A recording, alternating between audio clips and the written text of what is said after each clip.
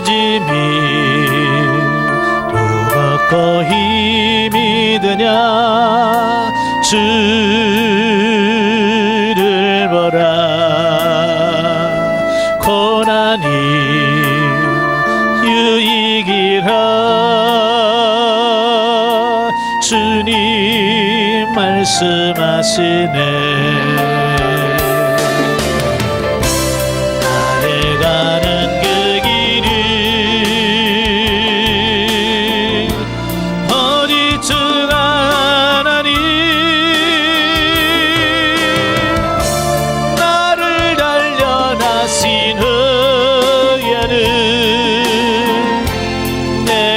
청년같이 나으리 오늘의 아픔은 내일의 소망이여 차라리 아픈 뒤에 축복이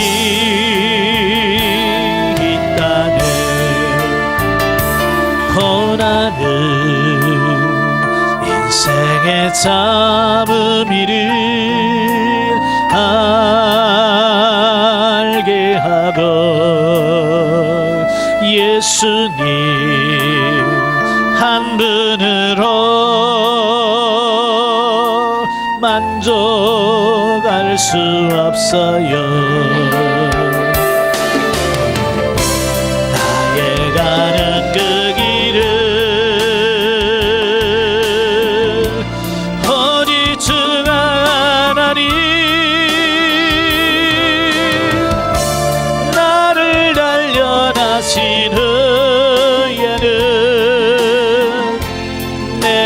청년같이 나으리 고난이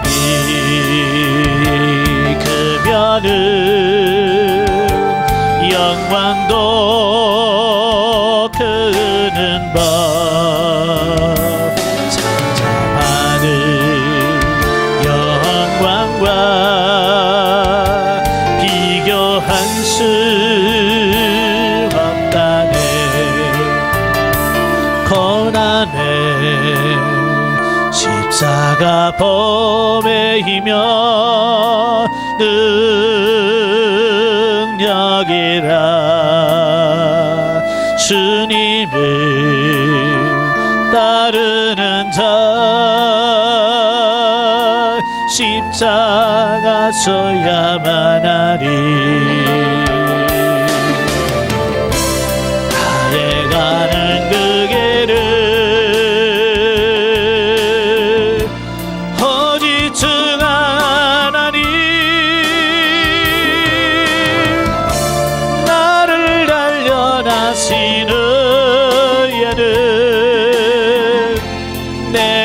청년같이 나으리 좁은 길 가는 자 생명길 영광의 길 십자가 진후에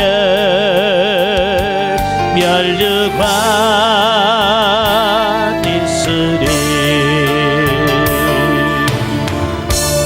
아멘. 기도하겠습니다. 은혜로우신 아버지 은혜와 사랑을 진심으로 감사합니다. 오늘도 우리에게 귀한 시간을 허락해 주시고 히브리서의 말씀을 같이 상고할 수 있도록 은혜 주셔서 감사합니다. 그 말씀들 나눌 때 성령께서 함께 하시고 은혜 베풀어 주시고 깨달아지는 역사가 있도록 우리 하나님 도와주옵소서. 시정을 맡겨오며 예수님의 이름으로 감사하며 기도합나이다. 아멘. 예, 이 시간에 우리 히브리서 2장부터 보도록 하지요. 우리 가지고 계시는 교재 255쪽입니다. 255페이지. 2장에서는 이제 크게 두 가지를 말씀하셔요. 이제 그리스도에 대한 불순종에 대한 경고와 함께 그리스도의 한시적 비하의 의미가 뭐냐, 자, 이 부분을 우리가 말씀해 주시는데요. 1절부터 4절까지 보면 그리스도에 대한 불순종의 경고의 내용입니다.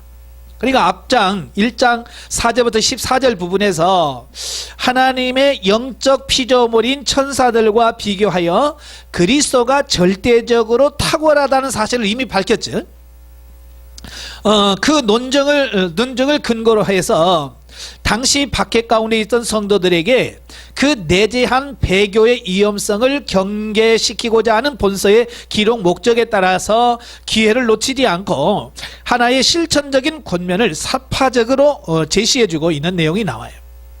그러니까 히브리서 서론적에서 말씀드렸지만 히브리서 기록한 목적이 뭐냐면 하도 외부에서 시련과 고난과 연단이 오니까 다시 유대교로 옛생활로 돌아가고 싶어. 그래서 떠나려고 하는 지금 그 성도들에게 가면 안 된다. 예수님을 떠나면 안 된다라고 하는 것을 말씀하기 위해서 기록한 것이 히브리서거든요.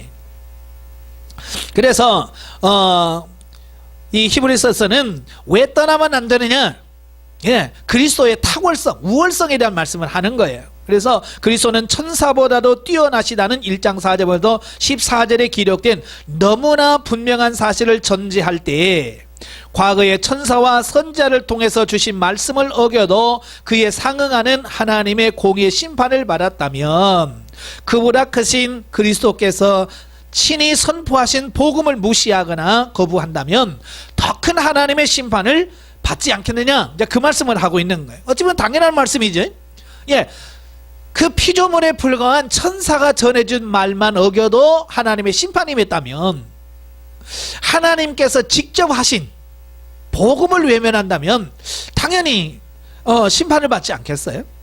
자, 그러므로 본서 저자는 독자들에게 그리스도로 말미암는 구원을 진지하게 받아들이고 그의 말씀을 그대로 삶 속에서 실천하라고 적절한 곳에 적절한 경고를 해주고 있다라고 하는 것을 보게 됩니다.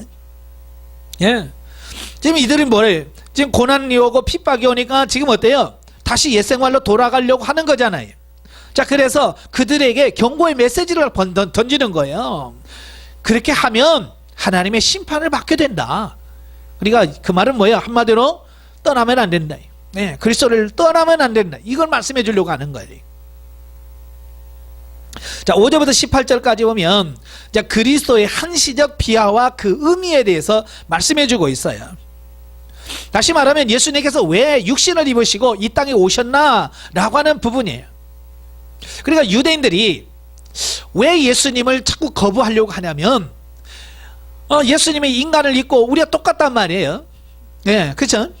육신을 입을 때 우리가 똑같았어요. 그러니까 굳이 우리가 똑같은 예수를 우리가 믿어야 될 이유가 뭐냐, 그렇게 말한단 말이에요. 그래서 예수님께서 왜 인간을 입으시고 오셨나 라고 하는 부분을 설명해 주는 거예요. 1장에서 그리스도가 하나님의 아들로서 하나님과 동등한 권세와 능력과 지위를 가지고 있기 때문에 천사보다도 우월하다고 논증한 반면 본문에서는 그 아들이 인간의 비천한 형체를 입고 오셨음을 말하고 있다. 그러나 그것은 죄의 노예 상태에 있는 인간들을 대신하여 죽으심으로 그들에게 생명과 영광과 충만을 주시기 위함이지 결코 영원히 자기를 비하시켜 낮은 자리에 있기 위함이 아니다라는 거예요. 우리 인간이 아니면 나중에는 또 나와요. 우리의 구세주가 되려면 사람이 아니면 안 되는 거예요. 그래서 예수님께서 참 인간, 참 사람으로 오실 수밖에 없었다라고 하는 거예요. 근데 그게 언제까지냐? 예수님께서 십자가에 달려서 죽기까지, 거기까지예요. 십자가를 돌아가신 다음에는 이전의 인간의 모습이 아니라 전혀 새로워진 그런 모습이라고 말씀해주고 있는 거예요. 그러나 그것은 죄의 노예 상태에 있는 인간들을 대신하여 죽으심으로 그들에게 생명과 영광과 충만을 주기 위함이지 결코 영원히 자기를 비하시켜 낮은 자리에 있기 위함이 아니라 그 말이에요. 죄인을 구원하시기 위해서 한시적으로 예수님이 낮아지셨다 그 말이에요. 따라서 저자는 그리스도께서 하나님의 백성들을 구원하시는 이 땅에서의 사역을 완성하면 승리의 주로서 다시 본래의 신적 지위를 회복하여 천사보다도 우월한 지위에 있으리라고 하는 것을 논증하고 있다라고 하는 거예요. 다시 말하면 하나님께서 세우신 그 구속사를 성취하고 완성하면 본래의 자리가 어디예요? 예, 하나님의 위치, 하늘 보좌 우편, 바로 그 자리로 다시 승귀하실 것이다 라고 말씀해주고 있는 거예요. 자, 그리고 저자는 또한 이것을 논증하면서 인간을 대표해서 인간의 몸을 입으시고 이 땅에 오신 그리스도는 앞으로 언급될 그 대제사장으로서의 직무를 감당할 기초를 완전히 닦아 놓으셨다는 것을 독자들에게 암시시켜 놓고 있다라는 거예요. 예, 나중에 나옵니다. 예수님께서 대제사장이 되신다. 자, 그 부분을 말씀하기 위해서 미리 자리를 펴놓는 거예요. 한편 저자가 이처럼 그리스도가 성육신하시고 고난을 받으시고 죽으신 것은 자기 백성의 구원을 위한 목적을 지닌다는 것과 시간적으로도 한시적 비하이며 영원한 비하가 아니라는 것을 논증하는 것은 당시 유대인들이 성육신하신 그리스도는 비천한 인간의 몸을 입고 있었으므로 천사보다 못한 존재이거나 그보다 못한 존재가 되었다고 주장하기 때문에 그 오해를 풀기 위해서 지금 이런 말씀을 하고 있다라고 하는 것을 보게 돼요. 그러니까 당시 유대인들은 그 영적인 눈이 다 어두워져 있잖아요. 예수님이 요한복음에 그들을 소경이라고 말했잖아요. 너희는 매gin이다. 왜? 볼 것을 보지 못하니까.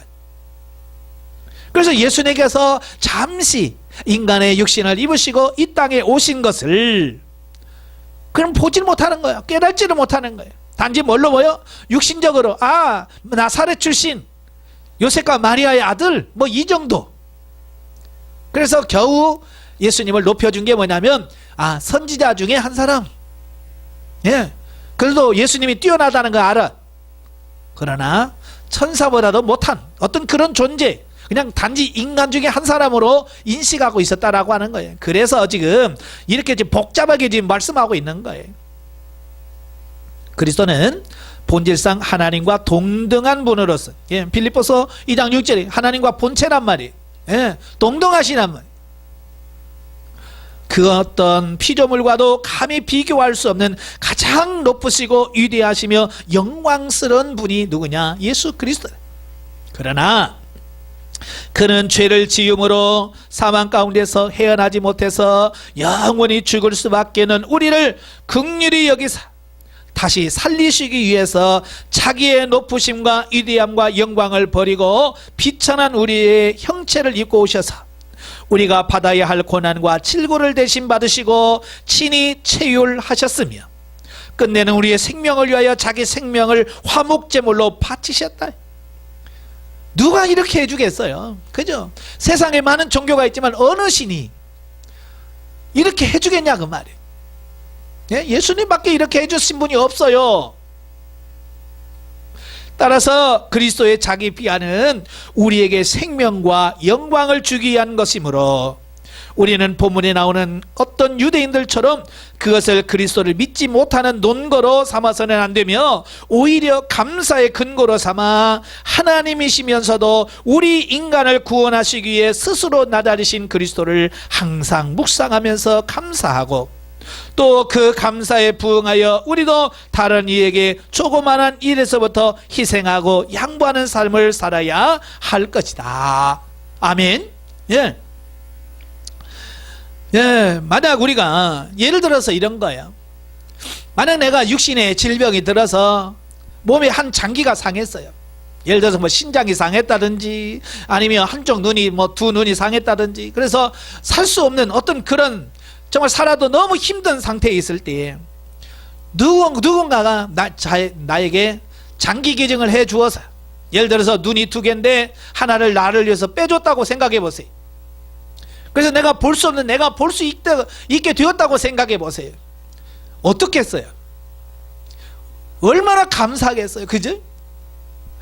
그 눈 못 보는데 하나 줘서 안구 이식을 통해서 내가 볼 수 있었다면 얼마나 감사하겠어. 아마 죽을 때까지 그분의 은혜 잊지 않고 만날 때마다 감사해요, 고마워요, 아마 그러지 않겠어요? 예. 그런데 예수님은 지금 그 정도가 아니라건 말이에요. 눈 하나 빼주고 뭐 신장 하나 떼어준 그 정도가 아니라건 말이에요. 모든 것을 주셨다건 말이에요. 예? 우리를 위하여 십자가를 지시고 온몸에 피와 물을 다 흘리시고 영원한 생명을 우리에게 주셨어요. 이게 뭘로 보답할게? 예?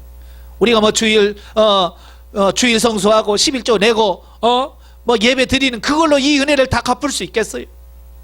갚을 수가 없는 거예요.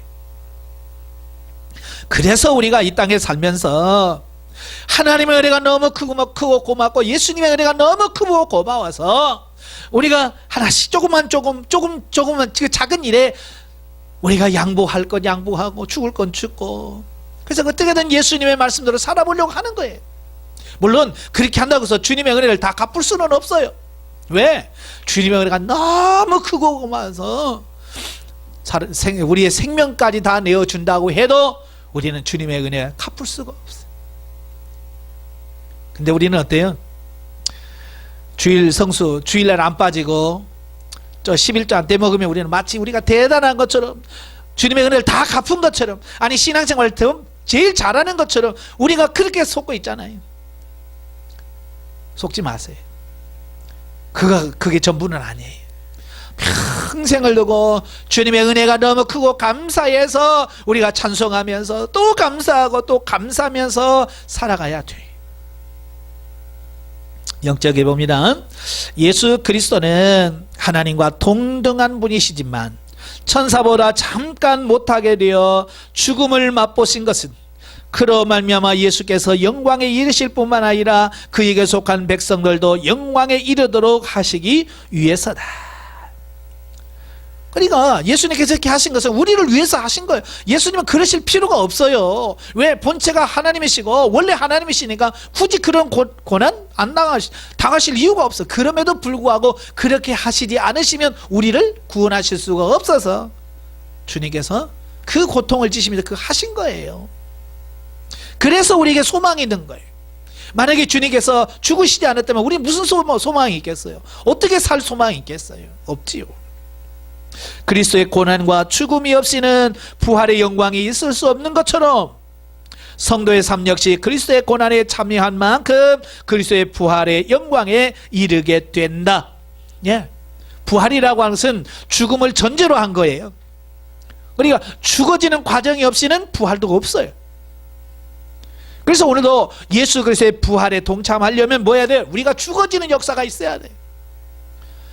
근데 요즘에 성도들 보면 죽어지려고 하는 사람 누가 있어요? 아무도 죽으려고 하지 않아요. 죽으려고 하지 않고 자기가 살려고 그래. 예? 그래서 우리가 안 되는 거예요. 죽어져야 돼. 예, 자아가 죽어지고 나의 욕망이 죽어지고 내 옛사람이 죽어지고, 예, 그래 죽어졌을 때 비로소 우리가 예수 그리스도를 닮아갈 수 있게 되어지는 거예요. 많은 신자들이 그리스도의 십자가의 죽음을 경험하지 못하고 부활의 영광을 바라보지 못한다. 예. 지금 우리가 지금 현대인들의 문제가 이거 말이에요. 그들은 진리를 깨달아도 하나님의 법을 순종하지 않아서 신령한 부활의 영광을 바라보지 못하고 현실의 기쁨과 만족을 추구하는 데 머물러 날마다 부활의 영광을 누리지 못한다는 것은 실로 안타까운 것이다. 예? 그러니까 예수 그리스도의 죽으심과 예수 그리스도의 부활이 나의 죽음과 나의 부활이 되어야 돼.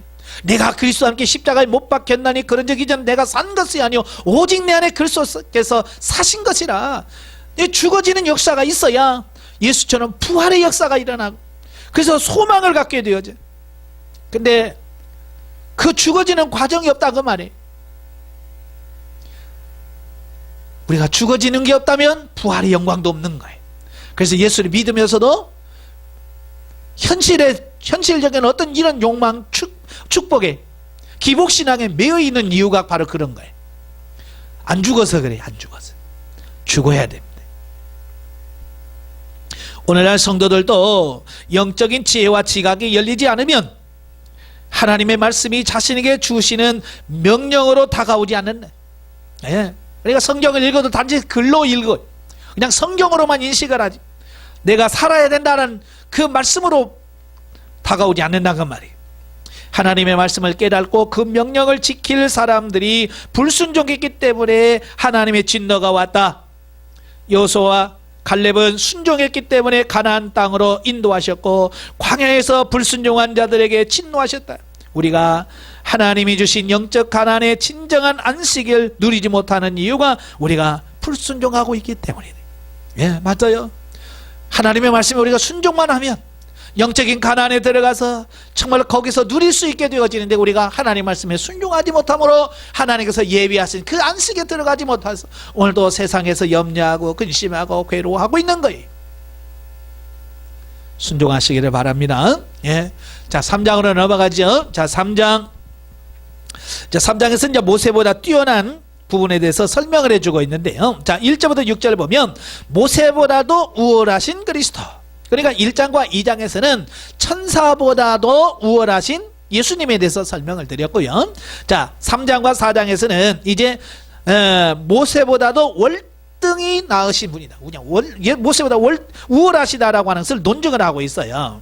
자, 유대인들에게서 그리스도가 천사보다 우월하다고 하는 논증은 추상적으로 들렸을 가능성이 있다. 그죠? 왜냐하면 직접 뭐 천사를 본 적도 없고 만난 적도 없잖아요. 그냥 천사가 있을 거다라는 거지. 그러니까 천사보다도 예수님이 높아. 추상적이란 말이에요. 그러나 그리스도가 모세보다도 우월하다는 저자의 주장은 매우 현실적이고 중요한 것으로 들려졌을 것이다. 왜냐하면 모세는 유대 민족을 애굽에서 이끌어내어 유대인들로 하여금 선민임을 인식해 한 그 장본인이 우리가 모세라고 말이에요. 예. 근데 애굽에서 종살이하고 있는데 그들을 직접 불러내서 구원해 주신 구원자라고 말이에요. 또 뿐만 아니라 출애굽기 33장 11절과 신명기 34장 10절에 보면 하나님과 직접 대면하여 대화를 나눈 사람이 누구냐? 모세예요. 대단한 사람 아니에요? 예. 뿐만 아니라 하나님으로부터 율법을 받아 이를 전달하여 그것을 유대인의 삶 자체로 만든 유대인의 의식과 생활에서 뗄래야 뗄 수 없는 가장 위대한 인물이었다라는 거예요. 그러니까 유대인들에게 있어서 모세는요, 끝판이에요. 끝판. 그게 무슨 말이냐면 무슨 논쟁을 해요. 뭐 이게 옳다 저게 옳다 그러다가 모세가 이랬어 그러면 끝나. 더 이상 뭐 할 말이 없어. 왜? 모세 이상 뛰어넘는 사람이 없거든요. 이 모든 논쟁의 끝은 모세. 그만큼 유대인들에게 있어서 모세는 대단한 인물이에요. 예. 따라서 저자는 그리스도가 모세보다도 우월하다는 것을 입증하면 그리스도가 당시 모세 율법에 충실하다고 스스로 자부하던 유대교보다도 우월하다는 것을 입증할 수 있다고 생각했다는 거예요. 그죠? 예수님이 모세보다 월등해야 아 그래? 그런 분이 계셔 라고 할 거 아니에요. 그죠? 그래서 본서 저자는 두 가지 측면에서 그리스도가 모세보다도 우월하다고 설명하는데, 첫째는 인격적 또는 존재론적인 측면에서 모세는 하나님의 집의 일부분에 지나지 않으나 그리스도는 그 집을 지으신 자다라고 말씀해 주고 있어요. 그러니까 모세는 집의 일부란 말이에요. 집의 일부. 그런데 예수님은 그 집을 지으신 분이다. 자, 3절 4절에 보면 그는 모세보다 더욱 영광을 받을 만한 것이 마치 집 지은 자가 그 집보다 더욱 존귀함 같으니라. 집마다 지은 이가 있으니 만물을 지으신 이는 하나님이시라. 예. 모세는 하나님이 지은 그 집의 일부야, 일부. 근데 예수님은 그 집을 지으신 분이라고 합니다. 그래서 모세보다 월등하게 우월하시다. 이걸 설명해 주고 있고요. 두 번째로 사역적 측면에서는 자, 모세는 하나님의 집에서 부리는 사환으로 일했다. 예. 사환은 뭐예요? 심부름꾼. 그래서 하나님의 나라라고 하는 부분에서 모세는 뭐냐? 하나님의 종이에요. 그냥 사환일 뿐이에요. 부리는 종. 근데 예수님은 누구냐? 그리스도는 하나님과 함께 그 집을 다스리는 아들이라면 아들. 어떻게 아들하고 사환하고 같겠어요? 사환이 아무리 잘나고 똑똑해도 아들만 하겠어요? 예, 비교가 안 된다고 말해요. 비교가 안 돼. 모세는 율법을 대표할 만큼 크고 위대한 사람이에요. 모세를 무시하는 건 아니에요. 예, 모세 대단한 분이에요. 그러나 그가 아무리 크고 위대하다 할지라도 인간의 죄성과 한계성을 가진 그로서는 하나님의 구속사역을 완성할 수 없었다라고 하는 거예요. 그렇잖아요. 모세가 그렇게 뛰어났지만 그도 역시 범죄합니다. 실수해요. 그래서 그 실수 때문에 가나안에 못 들어가잖아요. 민수기 20장에 보면 반석을 명하여 물을 내라. 그런데 가서 반석을 치면서 패역한 자들이여 내가 이 반석에서 물을 내랴. 하나님의 영광을 나타내지 않았어요. 그러니까 하나님께서 너는 내 영광을 드러나지 아니한 거로 너는 가나안 땅에 들어가지 못하리라 라고 하셨어요. 이건 뭘 말합니까? 모세도 완전하지 못한 존재라는 사실이에요. 예.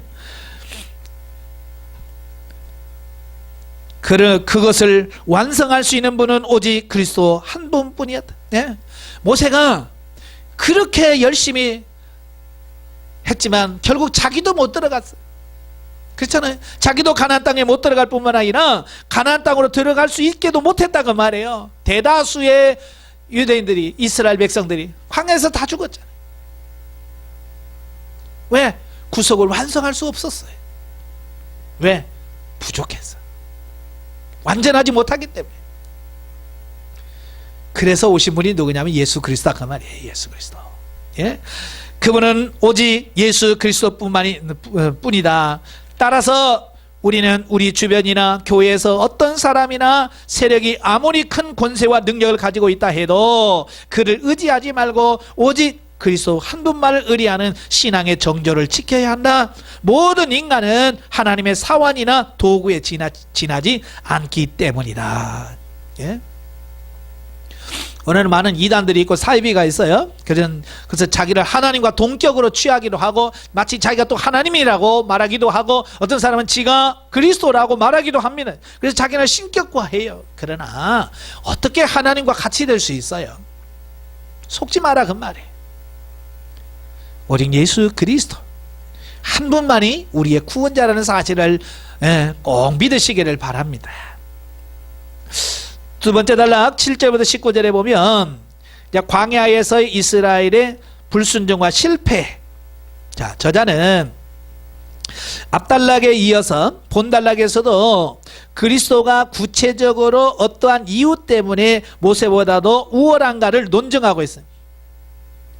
그러나 단순한 논증으로만 그치지 않고 그 논증의 기회를 이용해서 저자가 본서 저술의 일관된 목적을 하나로 삼고 있는 배교의 위험성을 경계시키려는 목적에 따라 모세 영도하에서 실패한 이스라엘의 불순종을 근거로 성도가 어떠한 신앙의 자세를 가져야 하는가를 여기서 권면해주고 있다라고 하는 거예요. 네. 그러니까 계속해서 히브리서는 이걸 머리에 염두에 두고 읽으셔야 돼. 그게 뭐냐면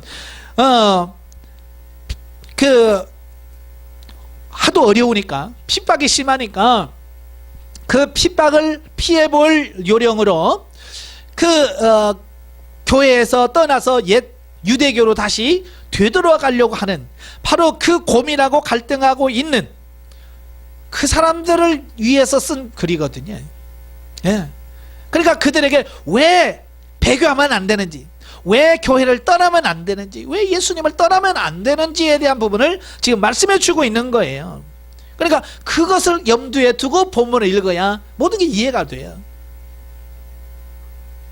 즉 본 단락 안에서 성공한 그리스도가 실패한 모세보다도 우월하다는 역사적이고도 실제적인 예증이 언급되어 있는 동시에 그것을 근거로 하여 신약의 성도들은 그러한 옛 이스라엘 백성이 행한 불순종을 본받아 행하여 하나님의 안식에 들어가지 못하는 심판 아래 있지 않도록 하라는 경고의 내용이 복합적으로 기술되어 있다라고 하는 거예요. 그러니까 성경을 왜 우리에게 주셨어요? 예, 거울로 주셨잖아요. 거울이라고 하는 건 뭐예요? 우리가 그것을 보고 우리가 경고로 삼으라 그 말이에요. 그래서 성경을 보면 그들이 하나님 말씀에 순종하면 생명을 얻고 하나님 말씀에 불순종하면 거기에 대한 하나님의 심판을 받게 된다고 말이에요. 그런 걸 보면서 우리가 어떻게 해야 돼요? 아, 이렇게 하면 하나님의 심판을 받는구나. 아, 그렇게 살면 안 되네 라고 우리 자신을 돌이켜야 된다. 그리고 하나님의 복을 받는 것을 보면서 아, 이렇게 살면 하나님의 복을 받는구나. 그래서 그렇게 살도록 하기 위한 부분이라 그 말이에요. 자녀들을 키워보면 그래요. 대부분의 자녀들 보면 첫째는 굉장히 부모한테 맞고 살아요. 맞고 자라. 근데 둘째는 좀 덜 맞아. 물론 다는 아니에요. 왜 둘째가 덜 맞을까? 물론 이제 부모가 첫째 애는 많은 욕심을 갖고 좀 잘 키워보려고 하는 욕심 때문에 좀 가르쳐 보려고 매를 들기도 하고 그래요. 근데 첫째를 키우다 보면 어때요? 안 된다는 거 알잖아요. 좀 내려놔. 그러니까 내려놓으니까 둘째는 뭐예요? 아이, 그냥 네 맘대로 살아라 이렇게 되어지는 그런 부분도 있지만, 자, 둘째는 그 첫째가 매너를 맞는 것을 보면서 배우는 거예요. 아, 저러니까 맞는구나. 저렇게 행동하니까 맞는구나. 이걸 안단 말이에요. 그러니까 내가 직접 맞지 않아도 형이 맞는 걸 보고 배워서 조심한다고 말이에요. 덜 맞을 수밖에 없는 거예요. 우리가 그냥 성경을 보면서 그렇게 하라고 말이에요. 그 성경에서 하나님의 심판을 받고 징계를 받는 모습을 보면서 아, 이렇게 살면 징계받는구나, 이렇게 살면 안 되네, 깨달으라고 말이에요. 그거 바꾸라고 말이에요. 사람들은 그냥 성경 읽고 그냥 다 끝나버려. 자기 자신에게 적용하지 않아요. 그러니까 말씀과 우리가 아무 상관없는 거죠. 그렇게 되면 성경 공부 하나마나 성경을 읽으라 마나예요. 분명히 성경은 우리의 거울로 주셨어요. 우리는 그 말씀을 가지고 우리 자신을 점검해보고 바꾼 거 바꾸고 변화시킨 변화시켜가는 우리의 삶이 되어야 된다 그 말이에요. 모세는 죄성을 가진 불완전한 인간이었지만 하나님 앞에 충성된 종이었다. 그러나 그를 따르던 이스라엘 백성은 결코 충성되지 못한 자들이었다. 그리하여 압제의 땅 애굽에서 하나님의 은혜로 나왔음에도 불구하고 그들은 준비된 가나안 땅의 안식에 들어가지 못하였다. 예, 하나님 말씀에 순종해야 안식에 들어가는데 하나님의 말씀에 순종하지 않았어. 그러니까 그들은 안식에 들어가지 못하는 거예요.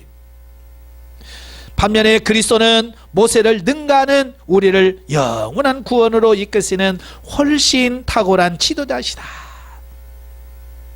그러나 모세의 때와 마찬가지로 그를 따르는 우리가 충성되지 못하면 우리 또한 광야에서 유리하다가 엎드려진 옛 이스라엘 백성과 같이 이 세상이라는 광야에서 유리하다가 사망에 이르고 영원한 안식에 들어가지 못하게 될 것이다 라고 하는 거예요. 그러니까 이런 거예요. 그 출애굽했던 이스라엘 백성들이 모세의 말에 불순종하잖아요. 모세의 말에 불순종하니까 불순종한 그들은 어때요? 가나안 땅에 한 명도 못 들어갔어요. 그들이 민수기 1장에 오면 그 광야에 나와서 그들을 인구조사를 하잖아요. 인구를 조사하니까 20세 이상 싸움 전쟁터에 나갈 사람들의 숫자만 60만 3,550명이잖아요. 그들 중에 가나안에 들어갈 수 있는 사람, 들어간 사람은 단 2사람이에요. 여호수아와 칼렙밖에 없었어요. 왜? 믿고 순종했기 때문에 그런 거죠. 자, 구약에서 바로 모세의 말에 불순종하면 가나안 땅에 들어갈 수 없었듯이 오늘날에는 우리가 예수 그리스도의 말씀에 불순종하면 역시 구원받을 수 없다는 거예요. 예? 하나님의 나라에 들어갈 수 없다고 하는 진리를 지금 우리들에게 말씀해 주고 있어요. 이건 성경에서 말하는 분명한 진리예요.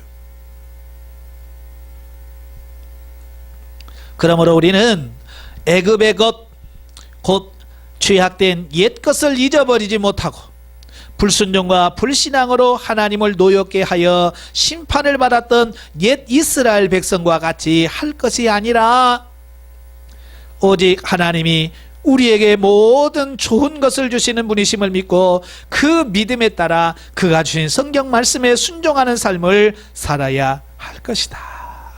아멘. 예. 구원은 바로 이거예요. 구원은 하나님의 말씀, 예수 그리스도의 말씀에 순종하는 거예요. 그때 순종을 통해서 구원이 이루어지고 완성되어지는 것을 보게 됩니다. 자, 영적에 봅니다. 우리가 예수님을 닮아가는 장성한 단계에 들어가면 하나님 안에서 기쁨과 평안한 희락을 누릴 수 있다.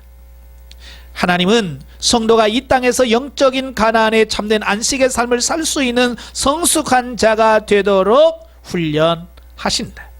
따라서 성령께서 범사에 행하시는 모든 일들을 마음을 강팍케 함으로 불순종하지 말고 진리 안에서 서로 권면하고 순종하여야 할 거다. 예. 앞으로 이제 4장과도 이 3장은 연결되어 있는 말씀이에요. 예.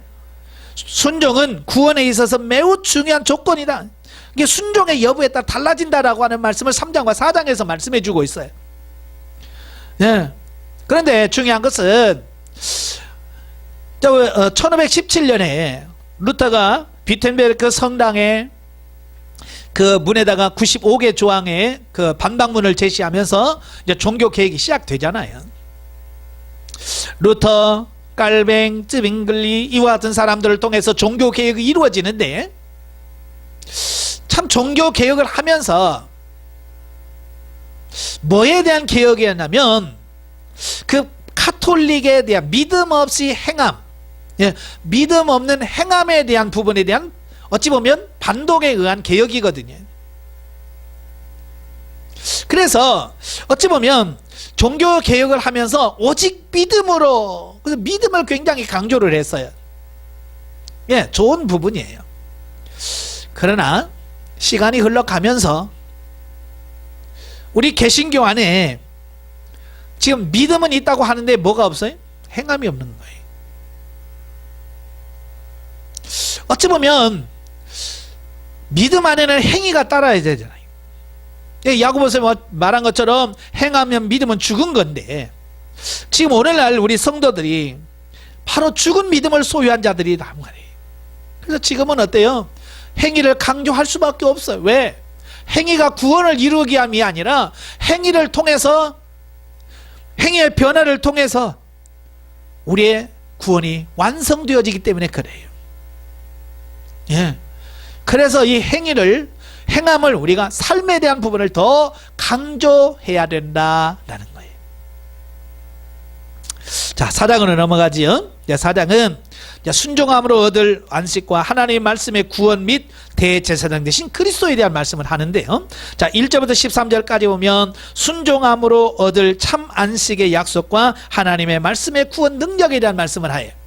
자, 본문은 모세보다도 우월하신 그리스도를 논증하는 세 번째 단락인 3장 7절부터 19절과 연결된 하나의 단락이라고 할 수 있어요. 자, 그런데 왜냐하면 단락과 앞단락과 본단락은 모세의 영도하에서 이스라엘이 불순종하여 가나안 땅에 들어가지 못했다는 것을 근거로 해서 그리스도가 모세보다 우월하다는 것을 논증한다는 점에 있어서나, 자, 이게 무슨 말이에요? 자, 모세는 430년 종살이하고 있는 이스라엘 백성들을 애굽에서 구원해 냈잖아요. 출애굽을 시켰어요. 그러나 성공하지 못했어요. 진짜 모세가 그들을 애굽에서 구원해 냈다면 그 모든 구원해 낸 모든 사람들을 가나안 땅으로 다 인도해야 된단 말이에요. 그죠? 그런데 아까도 말씀드렸지만 자기도 가나안 땅에 못 들어갔어요. 그죠? 모세는 이스라엘 백성들을 애굽에서 건져내서 광야로 이끌기는 했지만 자기도 못 들어갔단 말이에요. 자기도 못 들어가고 처음 계수한 60만 3,550명 중에서 2명만 들어간 거예요. 바로 이 부분이에요. 모세가 탁월한 건 사실이지만 그도 한계성이 있다라고 하는 거예요. 그러나 예수 그리스도는 어떠냐는 거예요. 예수 그리스도는 예수 그리스도를 믿는 모든 사람들은 남녀노소를 다 불문하고 신분을 여함을 다 따져서 떠나서 예수 그리스도를 믿는 사람들은 다 구원을 하게 된다고. 모세는 다 구원 못 시켰잖아요. 그러나 예수 그리스도는 누구나 다 구원시킬 수 있다는 거예요. 바로 이제 이 부분이 모세보다도 예수가 월등하게 뛰어나, 이걸 지금 말씀해 주고 있는 거예요. 그것을 통해 불순종의 위험을 독자들에게 경고한다는 점에 있어서는 동일한 구약의 말씀을 인용하고 있다는 점에 있어서 하나의 일관된 내용과 주제의 목적을 가지고 있기 때문이다. 예. 일관된 주제가 뭐요? 예. 지금 예수 믿다가 힘들다고 떠나려고 하는 사람들에게 경고의 메시지를 주는 거잖아요. 그럼에도 불구하고 본문은 앞단락과 독립되는 하나의 단락으로 구분되는 것은 전체적으로 경고 일변도로 기술된 3장 7절부터 19절과는 달리 본 단락은 경고도 하지만 함께 인간이 아직 말소되지 않은 안식의 소망을 붙들고 적극적인 자세로 순종하면 영원한 하나님의 나라에 들어갈 수 있다는 소망을 주며 또 들어갈 것이라고는 확신을 주고 있기 때문이다, 그 말이에요. 그러니까 경고만 주고 소망을 주지 않으면 희망이 없잖아요. 그죠? 그래서 경고를 하지만 너희들이 하나님 말씀에 순종하면 아직도 구원의 안식에 들어갈 수 있는 길이 있다, 남아있다. 만약에 예를 들어서 이제 구원의 문이 닫혔습니다. 더 이상 예수 믿거나 뭘 해도 구원 못 받습니다. 굳이 그러면 소망이 없잖아요. 우리가 예수 믿을 필요가 없잖아요. 왜? 이미 구원의 문이 닫혔으니까. 근데 지금 구원의 문이 닫힌 게 아니라 지금 열려 있잖아요. 그래서 누구든지 예수 그리스도만 믿으면 구원에 들어갈 수 있는 거예요. 근데 그 문이 영원히 열려 있느냐? 그렇지 않다고 말이에요. 어느 순간인가 그 문이 닫히게 될 거예요.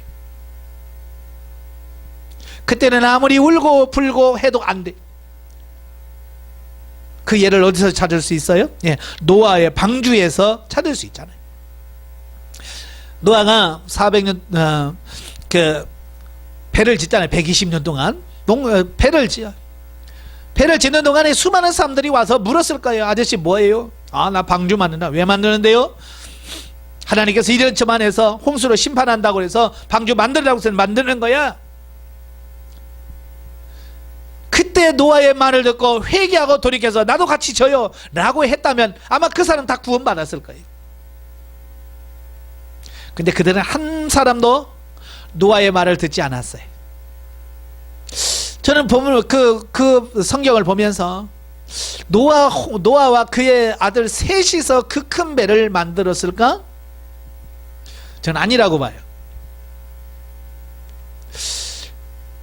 노아의 아들 셋과 노아 4명이 만들 수는 없어요. 그 큰 배를 다 만들 수는 없어요. 아마 싹군처럼 그 사람들을 많이 고용을 해서, 그죠? 많은 일꾼들을 불러서 같이 일했을 거예요. 일당 주면서. 그런데 그들은 뭘 안 믿어요? 예, 하나님의 심판에 대해 안 믿는 거예요. 근데 하나님께서 비가 내리기 7일 전에 노아에게 말씀하잖아요. 이제 가족이 다 들어가라. 예? 다 들어갑니다. 그때 하나님께서 방주의 문을 닫으셔요. 그러니까 하나님께서 노아의 방주의 문을 닫기 전에는 언제든지 들어갈 수 있는 기회가 있었어요. 그런데 하나님께서 노아의 방주의 문을 닫는 순간부터 이제 구원의 문은 열리지 않아요. 홍수가 와서 수많은 사람들이 와서 문을 두드리면서 문 좀 열어달라고 아마 아우성 쳤을 거예요. 근데 한 번 닫힌 구원의 문은, 방주의 문은 열리지 않았어요. 오늘 우리도 마찬가지예요. 구원의 문이 항상 열려 있을 거라고 생각하지 마십시오. 언젠가는 닫힙니다. 근데 지금은 열려 있다 그 말이에요. 그러니까 지금이 기회란 말, 예수 그리스도를 믿고 구원받을 수 있는 기회라 그 말이에요. 그 기회를 잘 잡으시는 우리가 돼야 돼. 한편 본문의 마지막 부분에서는 창조주 하나님의 입에서 나온 말씀은 깊고 날카로운 통찰력과 능력을 가지고 있어 피조물된 인간은 그 앞에서 복종할 수밖에 없다는 것을 밝혀주는 아주 유명하고 가치 있는 두 개의 구절이 놓여 있다. 예? 하나님의 말씀은 살아있고 운동력이 있어 좌우의 날새는 어떤 것으로 예리하여 우리 영과 혼과 및 관절과 골수를 찔러 쪼개기까지 하며 우리의 마음과 생각과 뜻을 판단한다. 뭐가? 하나님의 말씀이. 예? 따라서 성도는 이러한 능력의 말씀에 자신을 맡겨 변화받는 생활을 함으로써 모든 것을 감찰하시는 하나님으로부터 칭찬받는 자들이 되어야 한다. 예? 하지만 구원받는 길 너무 쉬워요. 믿고 순종하면 돼. 근데 너무 이걸 어렵게 생각하니까 어려운 거예요. 믿으시길 바라고 말씀에 순종하시기를 바래. 자, 14절부터 16절까지 보면 위대하신 대제사장이신 그리스도이란 말씀이에요. 자, 본서의 전반부인 1장 4절부터 4장 13절에서의 존재에 있어서 그리스도는 모든 피조물보다 탁월하다는 것을 입증한 저자는 이제 본문에서부터 10장 18절까지에서는 사역적인 측면에 있어서 그리스도가 그 어떤 피조물보다도 탁월하다는 것을 논증하고 있습니다. 특히 이 부분에서는 저자는 본서를 통하여 가장 말하고자 하는 그리스도의 제사장적 사역, 또 이것이 인간에게 어떤 의미를 지니는가를 보여주는 핵심 부분인데 본문은 그 핵심 부분에 서론이라고 하겠다. 그러니까 예수님은 존재론적이나 사역적 면에서 어떤 피조물보다 뛰어나신 분이에요. 누구도 예수님보다 나을 수가 없어. 특히 제사장적 사역에서는 더 그렇다 그 말이에요. 자, 이러한 서론에서의 본문은 먼저 그리스도가 사역적인 측면에서 모든 피조물보다 탁월하다는 것을 논증하기 위해 대전자가 되는 주제, 곧 그리스도는 크고 유일하시며 온전하신 하나님의 대제사장이란 사실을 단적으로 선언하고 있다 그 말이에요. 자, 왜 예수님을 제사장, 대제사장이라고 표현하는가? 왜 그렇게 할 수밖에 없는가? 자, 이거예요. 자, 그것은 그래요. 자, 유대인들이 기독교에 넘어갔던 사람들을 회유하면서 뭐 이런 걸 한 거예요. 야, 너희 대제사장이 있냐? 우리는 대제사장이 있어. 그래서 대제사장이 우리를 위해서 죄를 용서해주고 제사도 드려주고 하는데 너희는 대제사장 없잖아. 자, 이런 말을 하는 거예요. 그러니까 유대교에서 나와서 교회 다니는 사람들이 가만히 보니까 그럴 수밖에 없잖아요. 그죠? 교회는 뭐 제사장이 있나요? 대제사장이 있나요? 없잖아요. 자, 그러니까 그들이 대답할 말이 없는 거야. 글쎄, 우리는 왜 대제사장이 없지? 라고 의문을 품고 있을 때에 바로 이 본서의 제자가 왜 없어? 우리에게도 대제사장이 있거든. 바로 예수 그리스도가 우리의 대제사장이야 라고 예수님이 우리의 대제사장 되심을 지금 이야기하고 있는 거예요. 이해가 되시죠? 예. 그리고 그 선언 속에서 저자는 그리스도는 지금 하늘에 계시는, 그리고 무지한 자로서 이 땅에서 자기가 구속하고자 하는 모든 인간의 모든 것을 친히 체험하셨고 이기셨으므로 인간은 그를 신실하신 큰 대제사장으로 모시고 그를 통해 하나님의 보좌 앞에 담대히 나아가 그 은혜를 입으라고 권면하고 있다라고 하는 거예요. 참 중요한 거예요. 예수님은 지금 하늘 보좌에 계시단 말이에요. 그리고 그분은 누구냐? 우리의 연약함을 다 채울하신 분이에요. 우리 세상에서 모든 시련과 연단과 유혹과 이 모든 것을 다 이기셨다고 말이에요. 그분이 누구냐? 그분이 우리의 대제사장이다. 그걸 말씀해 주고 있는 거예요. 다시 말하면 유대교에서 우리는 대제사장이 있거든. 인간 대제사장이죠. 바로 그 대제사장과 예수 그리스도의 대제사장 지금 비교가 안 된다, 이 이야기를 하고 있는 거예요. 예? 그러니까 예수님의 그 탁월한 대제사장성에 대한 말씀을 하는 거예요. 그래서 누구든지 예수 그리스도의 이름으로 보좌 앞에 담대히 나갈 수 있다는 거예요. 예. 구약에서는 그게 안 됐잖아요. 구약에서는 어떻게 담대하게 하나님 보좌 앞에 나갑니까? 못 들어갑니다. 구약에서는 성소도 못 들어가. 일반인들은 겨우 뜰 번제단 앞에까지 가서 제사 드려요. 기도는 누가 해요? 대제사장이나 제사장들이 성소에 들어가서 피를 뿌리고 대신 간구해 주는 거지. 근데 신약시대는 뭐요? 이제는 예수 그리스도가 열어놓은 그 산길로 우리가 하나님 앞에 보좌 앞에 직접 가서 아뢰올 수 있다는 거예요. 이 차이는 대단한 거예요. 예? 실로 그리스도는 아무 죄도 없으시며 본질적으로는 하나님이시나 스스로 낮아지셔서 인간의 몸을 입고 인간의 질고를 친히 체험하시되 결국에는 그것을 이기시고 하늘로 올라가셔서 지금 이 시간에도 자기 백성을 위하여 하나님께 중보하는 은혜의 대제사장이다. 그래서 참 여기 중요한 게 뭐냐면 주님께서는 우리가 겪는 모든 고난을 채울하셨다는 거예요. 이게 매우 중요한 거예요. 사람들은요 자기가 경험해보지 않으면 이해를 못 하잖아요. 그러니까 옛날 그 배고팠던 시절을 경험하지 못한 자녀들에게 야 우리는 말이야 먹을 것이 없어서 굶었거든. 그러면 애들이 뭐라고 그래? 아니 짜장면 시켜 먹기 왜 굶어요? 아니 통닭 시켜 먹기 왜 굶어요? 라고 말한다는 거예요. 아니 시켜 먹을 돈이 있었으면 그때 굶겠어요. 근데 왜 그러냐? 체험을 못 해봐서 모르는 거예요. 만약에 예수님이 이 땅에 우리의 이런 경험을 경험해보지 못했다고 한다면 우리가 죄를 짓고 주님 앞에 가서 주님 우리의 죄를 용서해 주옵소서 그러면 주님 뭐라고 하겠어요? 야 왜 죄져? 그랬을 거 아니에요. 우리가 얼마나 육신을 입고 사는 게 힘든지를 예수님이 경험해보지 않았다면 모르시니까 그럴 수 있겠죠. 그런데 예수님은 친히 육신을 입으시고 이 땅에 사셨잖아요. 그래서 인간의 몸을 입고 산다는 게 얼마나 힘든지, 죄를 이기며 산다는 게 얼마나 힘든지 어려운 죄를 친히 하시기 때문에 우리가 죄 짓고 가면 주님은 내가 알아. 나도 그 아픔을 알지. 내가 그 고통을 알지. 그 힘듦을 알지. 그러면서 용서해 주신다는 거예요.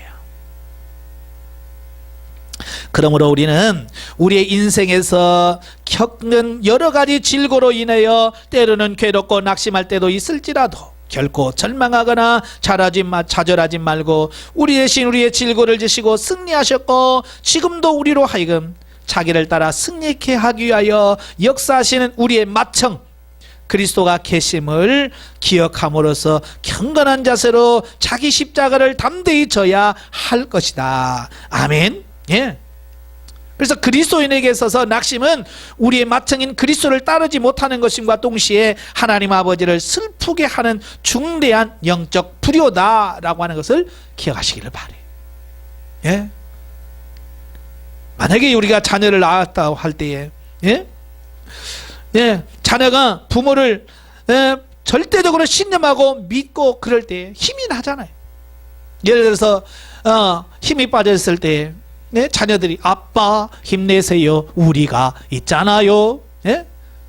낙심하고 있어요. 자녀가 아빠를 신뢰하고 우리가 있잖아요 하고 하면 얼마나 힘이 나겠어요. 그지? 그런데 반대로 아빠가 뭔 힘이 있다고 아빠가 뭐 할 줄 안다고 만약에 계속 그렇게 계속 불신하고 그런다면 얼마나 힘 빠지겠어요. 우리 영적인 아버지 되신 그분께 우리가 힘을 실어 주십시다. 그 하나님을 믿고 그 하나님 100% 신뢰하고 따라가는 여러분 되시기를 바랍니다. 예, 넘겨서 영적이에 봅니다. 우리는 하나님의 말씀을 부분적으로 지키는 것으로 만족해서는 안 된다. 영적인 시각에서 보면 우리가 순종해야 할 부분이 많다. 사소한 일부터 한 가지씩 말씀을 지키는 훈련을 하며 전진할 때 진리를 따라 더 폭넓게 순종할 수 있는 자가 되는 것이다. 아멘. 예.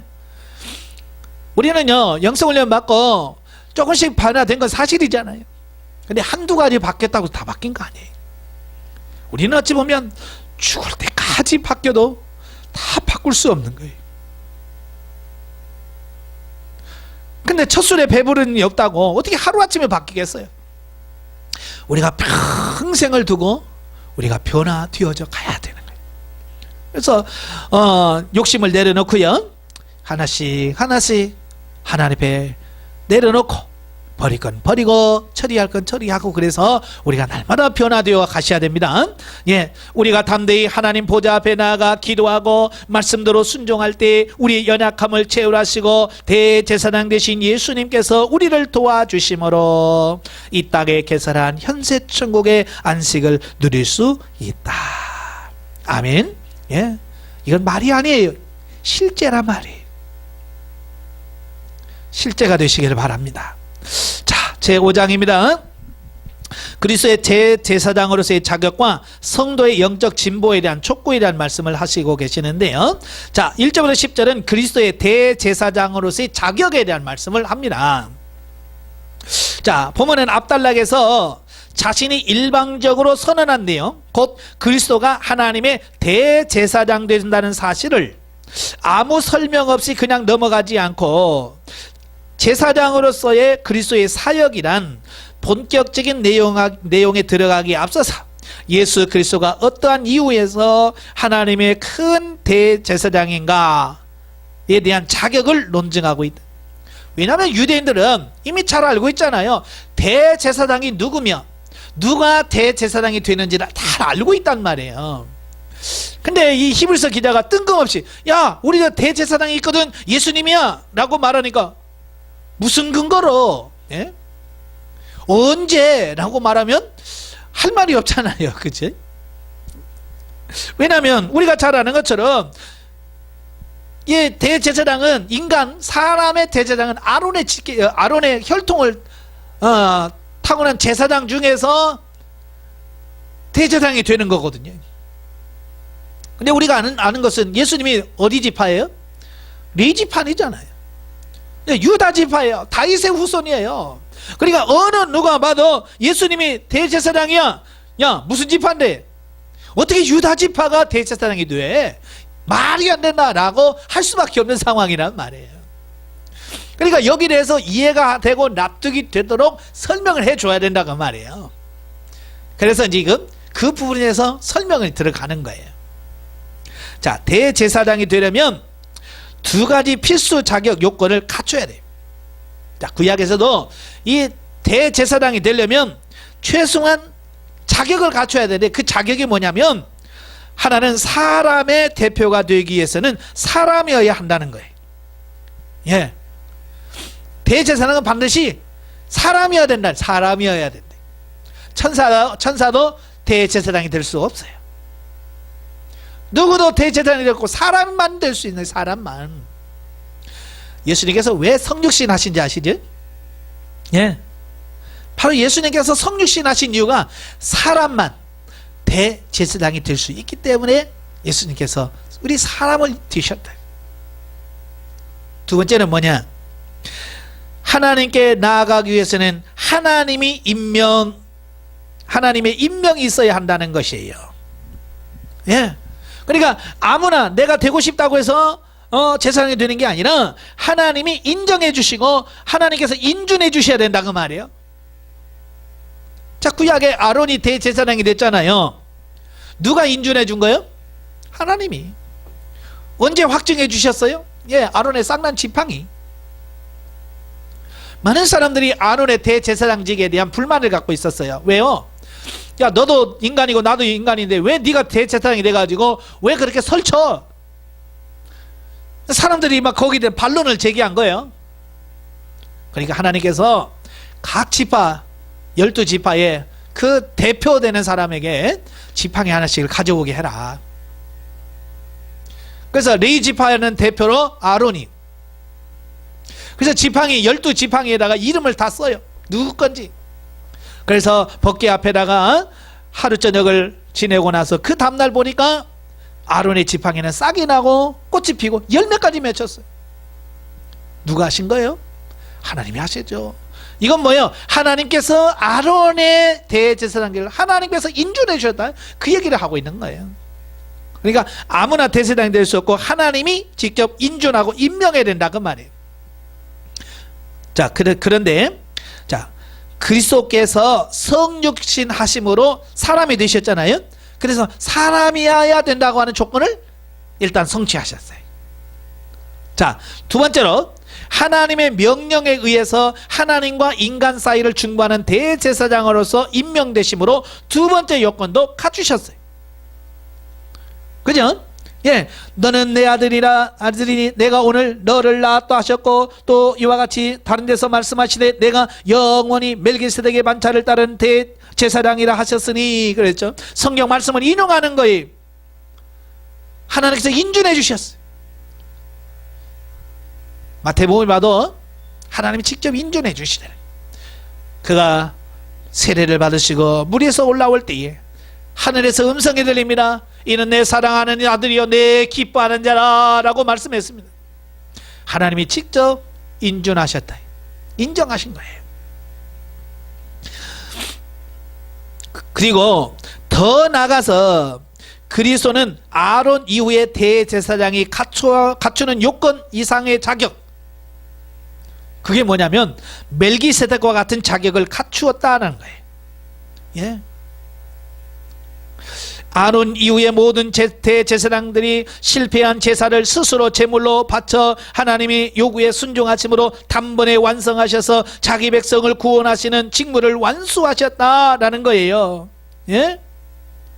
그러니까 예수님은 아론의 혈통에 따라 대제사장이 된 것이 아니라 멜기세덱의 반차를 따라서 대제사장이 됐다. 자, 이 말씀을 하고 있는 거예요. 여기서 반차라는 말이 나오죠. 이 반차라고 하는 말을 탁신이라고 하는 히브리어인데요, 탁신이라고 하는 말은 열, 다른 말로 줄이란 말, 줄. 옛날에 군대 갈 때 줄 잘 서야 된다라고 말하죠. 그 줄을 말합니다. 그 줄 또는 순서를 말합니다. 그러니까 하나님께서는 그 멜기세덱의 순서를 따라서 예수님께서 대제사장이 되셨다라고 말씀하시는 거예요. 그러니까 구약에 갑자기 멜기세덱이 등장하지, 아브라함 시대에. 그러고 나서 아무 얘기도 없어요. 그러다가 멜기세덱의 뒤를 이은 분이 누구냐? 바로 예수 그리스도다. 그 이야기를 하고 있는 거예요.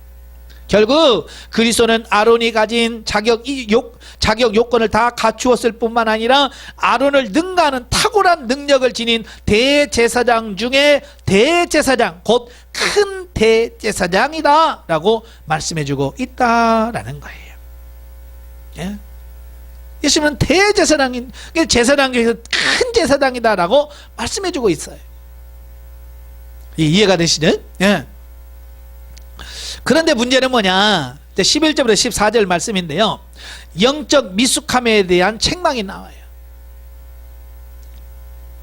그러니까 본문은 영적으로 미성숙한 독자들에게 배교하는 것이 얼마나 무서운 것인가를 경고해주고 있죠. 자, 사실 성숙한 사람은 배교하라고도 못합니다. 왜요? 그 결과가 무언지를 알고 하나님의 은혜가 무언지를 알기 때문에 제발 교회를 떠나라 그래도 떠날 수가 없어. 왜? 그 크신 하나님의 은혜가 있는데 어떻게 떠나요? 그래서 성숙한 사람은 떠나는 게 아니라 순교를 해버립니다. 주님을 위해서 자기 목숨을 내버려.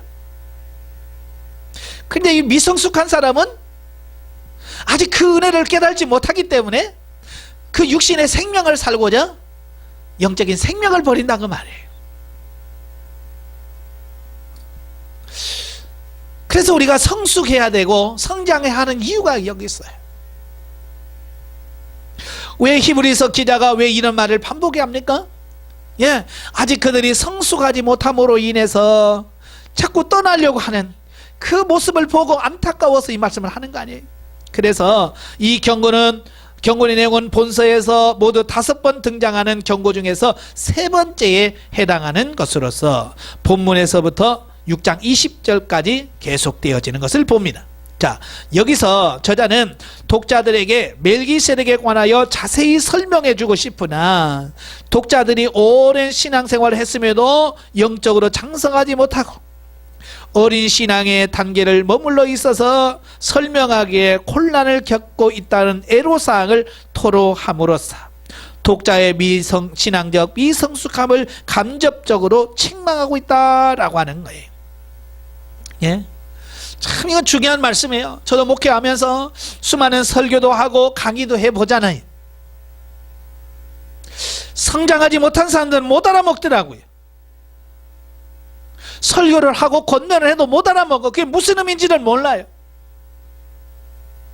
그걸 보면서 야 진짜 답답하다. 그러니까 오늘 히브리 기자가 왜 이런 말을 썼는지 이해가 되는 거예요. 이래서 그들이 그 저자가 이런 말을 쓸 수밖에 없었구나. 그래서 성장하셔야 돼요. 우리 자녀를 키워보면 자녀들이 어리면 부모의 마음을 100% 이해 못하잖아요. 그죠? 물론 좀 성장했다고 해서 다른 건 아니에요. 그래서 효자는 언제 되느냐? 자기도 시집 가고 장가 가서 자기 같은 아들 낳고 딸 낳고 속썩일 때 그때서야 예전에 우리 부모님이 이렇게 속썩였구나 나 때문에. 그러면서 조금 철이 든다고 그러잖아요. 성장하시기를 바래요. 자, 본문에서 저자는 신앙의 미성숙 상태를 뭐라고 표현하냐면 어린아이로 비유하고 있어요. 예.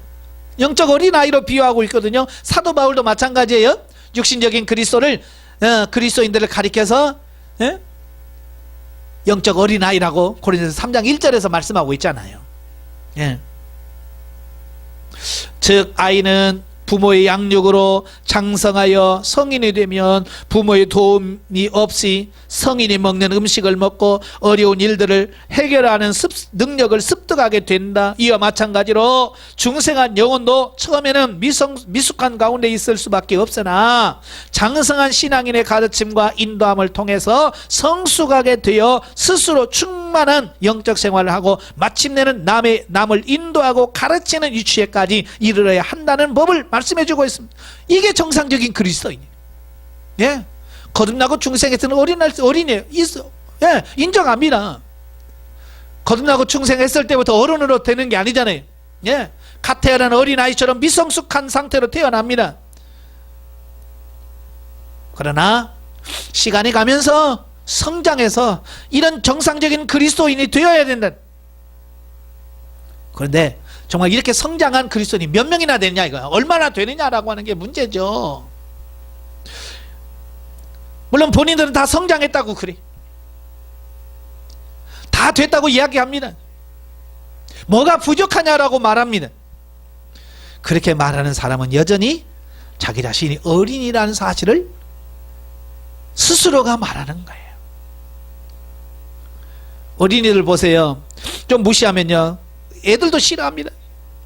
예전에 안양에서 목회할 때 유치부에다가 초등학교 들어간 애가 있어서 이름 부르면서 어린이 그랬더니 저보러 그래, 목사님 어린이라고 하지 마세요 그러더라고.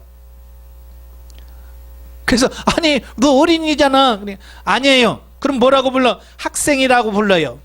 네. 이제 유치원 졸업하고 초등학교 1학년 들어간 애가 자기는 어린이가 아니고 학생이래. 학생이라고 부르래. 자기 딴에는 컸다는 거야. 근데 어른의 입장에서는 여전히 애잖아요.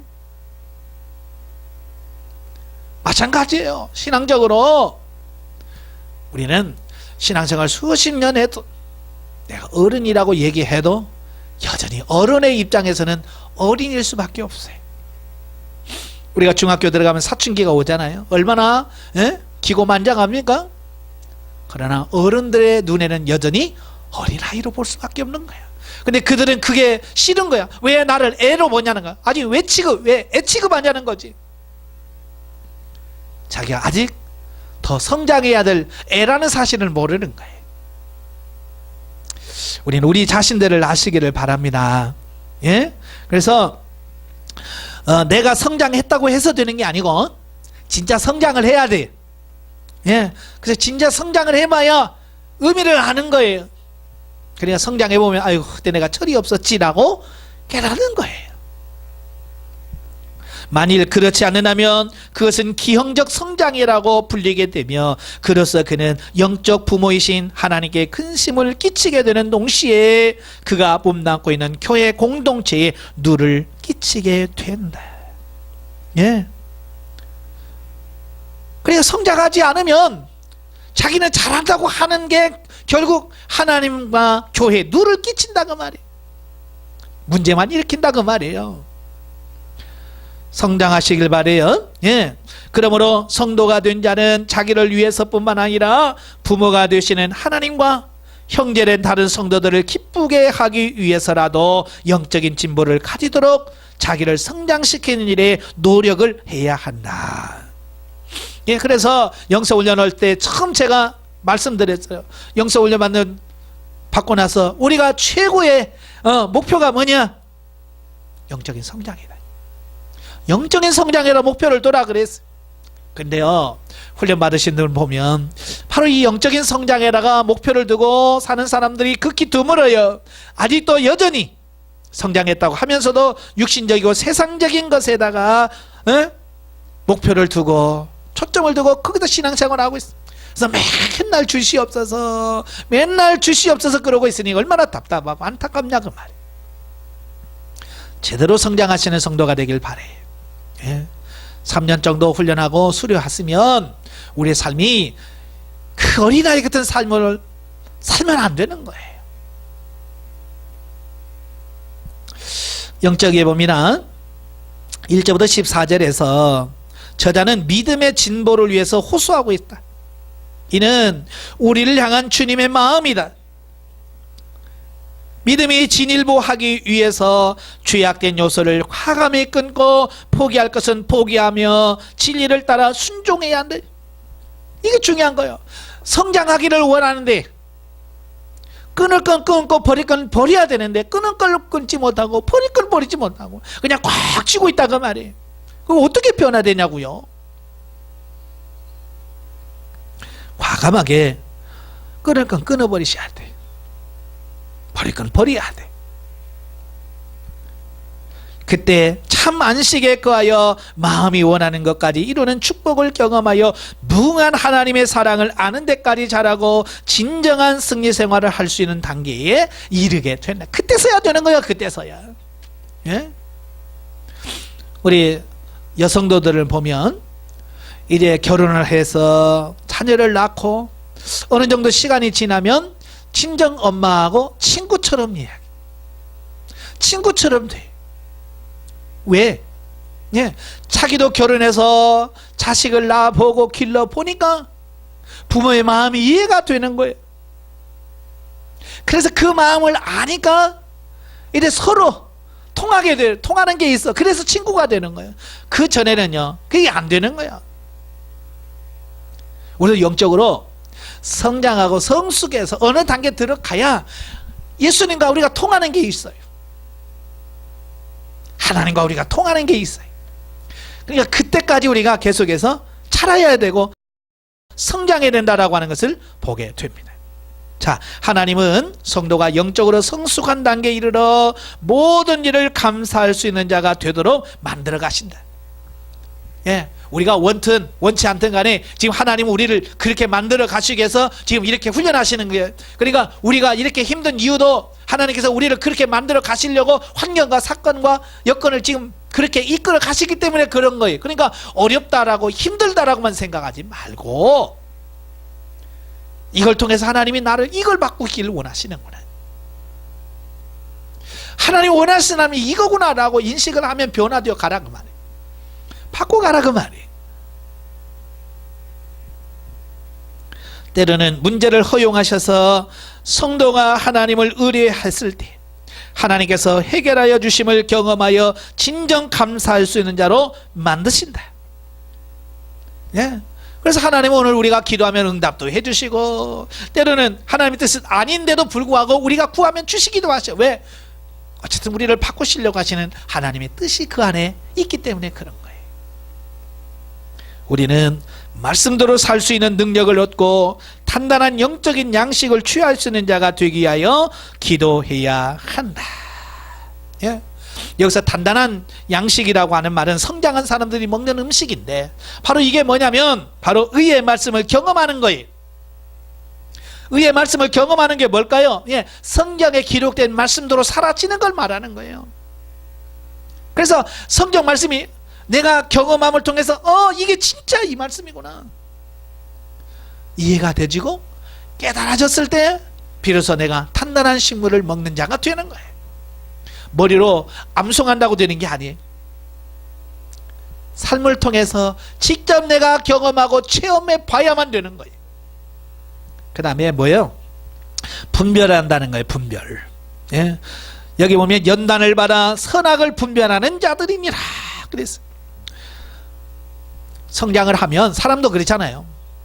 다는 아니지만 그래도 나이가 먹고 사람이 나이가 들고 이 인생의 연륜이 좀 깊어가면 분별력이 생기잖아요.